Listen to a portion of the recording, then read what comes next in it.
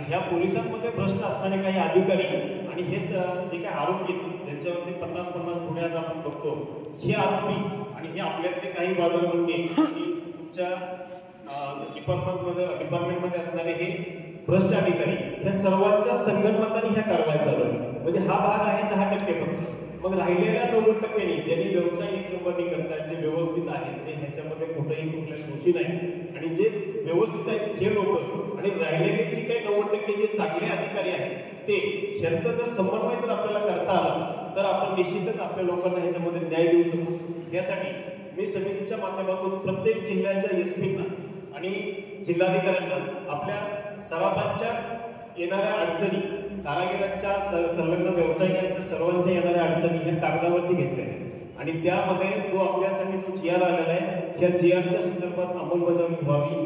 प्रत्येक ठिकाणी माझा व्यापारी माझ्या व्यापाऱ्याला तितकंच मान सन्मानाने वागवलं जावं, त्याच्या न्याय हक्काच्या वरती कुठलीही बाधा येऊ नये. ह्या सगळ्या गोष्टी कागदावरती घेऊन आपण प्रत्येक जिल्ह्यामध्ये